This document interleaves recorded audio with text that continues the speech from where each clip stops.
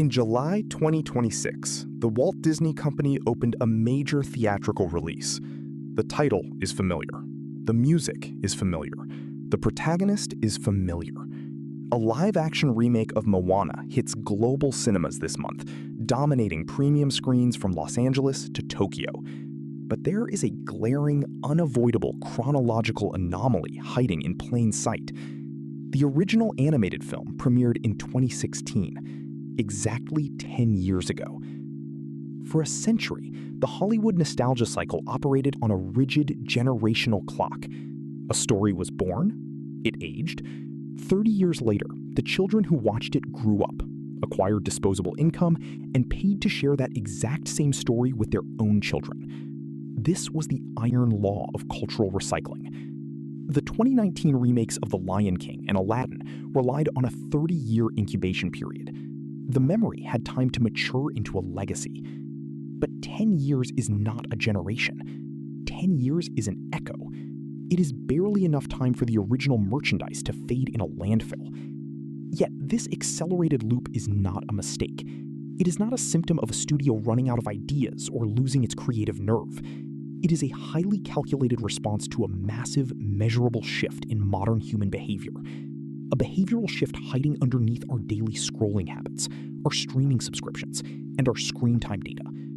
Across the global economy, the algorithm of audience trust has fundamentally broken down. Faced with infinite content choices, digital exhaustion, and a relentless barrage of novel stimuli, modern consumers have simply stopped gambling their time. They no longer want the friction of discovering something new. They want the immediate, frictionless safety of something they already know perfectly well. And institutional Hollywood has noticed the data. The 10-year remake is not an artistic choice. It is a highly engineered financial safety net, designed to catch a global society that is rapidly retreating from the unknown. The mechanism at work here is the death of discovery. To understand why cultural time has collapsed so violently, you have to look at the mechanics of attention and the historical blind spot of the streaming revolution. In the late 20th century, cultural memory was shaped by physical scarcity. A movie was in theaters for months. It moved to home video on a physical cassette. It eventually played on cable television at a scheduled hour. The audience had no choice but to share a monoculture because the distribution pipes were narrow. When Disney launched its aggressive live-action remake strategy in the early 2010s, it capitalized on this dormant, scarce monoculture. They identified properties that had rested quietly for 25 to 35 years. Beauty and the Beast, The Little Mermaid, Cinderella. The corporate math was flawless. The original demographic was now between 30 and 40 years old. They possessed nostalgic loyalty and, crucially, children of their own. It was a dual-revenue demographic trap. The studio was not selling a new narrative. They were monetizing a verified, aged memory. And the system worked flawlessly. The legacy remakes generated billions of dollars in global box office receipts, creating the most reliable business model in entertainment history. But the environment that created those original memories no longer exists. Between 2015 and 2025, the architecture of distribution changed entirely. The streaming wars unleashed a volume of content that the human brain was never evolutionarily designed to process. Thousands of original series, tens of thousands of feature films, millions of hours of algorithmic video uploaded every single day. Infinite choice did not liberate the modern consumer, it paralyzed them. The friction of choosing became a heavy cognitive burden. In this landscape, educating an audience about a completely new intellectual property became catastrophically expensive. In the past, a studio could spend $50 million in television advertising to introduce a new protagonist, a new world, and a new conflict. The audience, lacking infinite alternatives, would pay attention to the billboards and trailers. Today, that same $50 million marketing spend vanishes instantly into the digital void, swamped by TikTok algorithms and YouTube Shorts. The public is simply too fatigued to learn the rules of a new cinematic universe. They scroll rapidly past the unfamiliar. The risk profile of original intellectual property inverted entirely. It was no longer a path to creating a new generational franchise. It became a severe statistical liability on a corporate balance sheet. Box office data from the early 2020s revealed a brutal, undeniable reality. Original animated concepts funded with hundreds of millions of dollars were repeatedly rejected by audiences. Titles that would have easily defined a decade in the 1990s were now struggling to break even in their opening weekends. The failure was not always creative. The animation was beautiful. The scripts were tested. The failure was structural. Consumers were aggressively, proactively filtering out the unknown. They treated a trip to the cinema not as an exploration of art, but as a high-stakes financial and temporal investment. They refused to gamble $20 and 3 hours on a variable outcome. The studio executives, analyzing the collapse of original box office returns, realized that the 30-year cycle was a luxury they could no longer afford. The incubation period had to be compressed drastically. Nostalgia had to be manufactured instantly. The audience demanded certainty, and the studios were forced to build a machine that could deliver it on demand.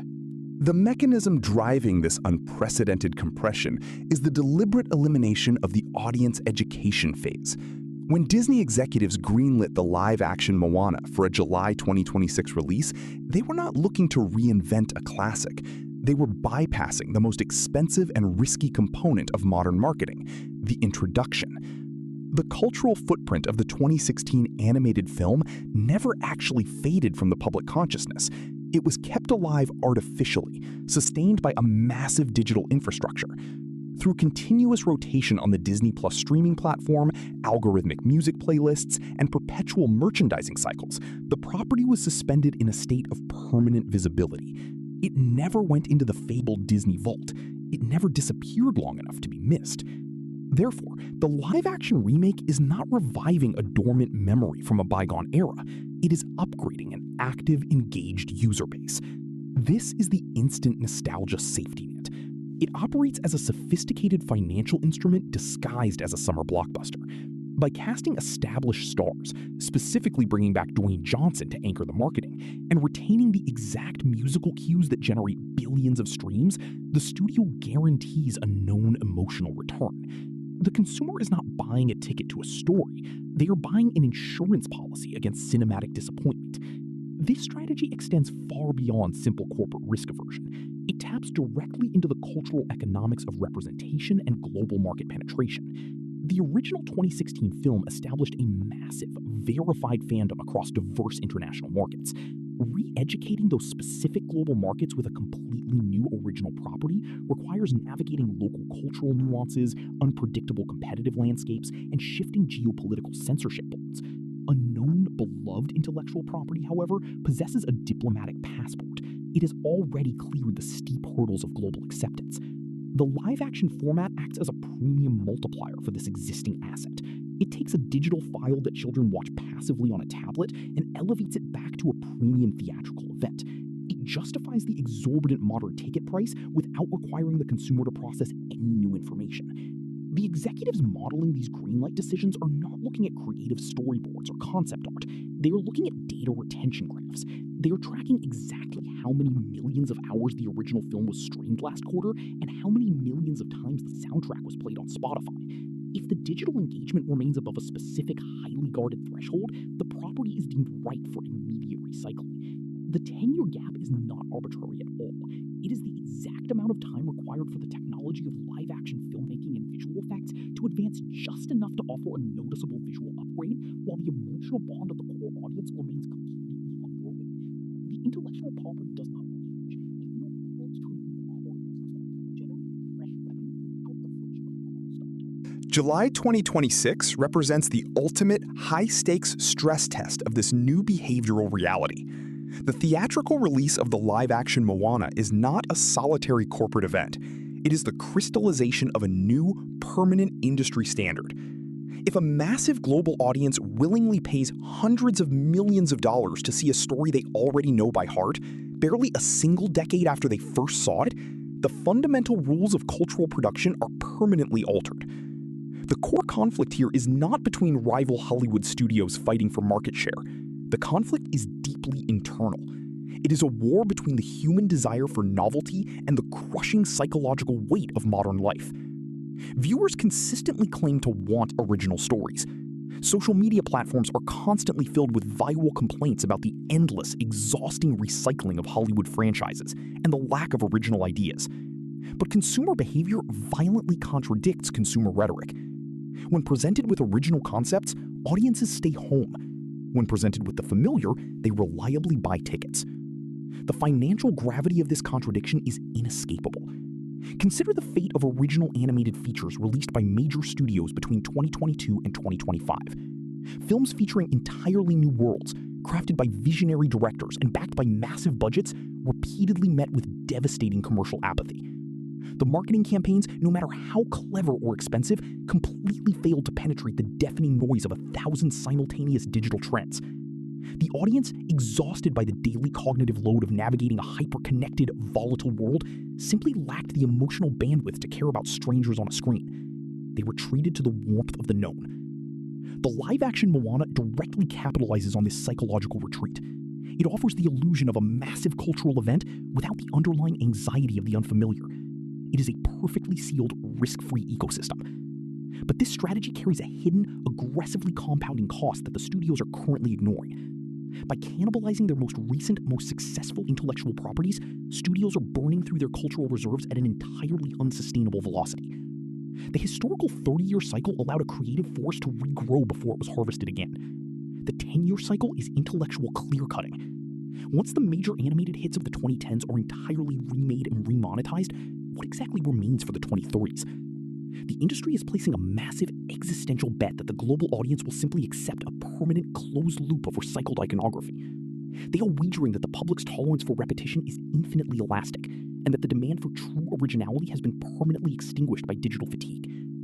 The 2026 box office returns are not just a measure of one single film's financial success or failure.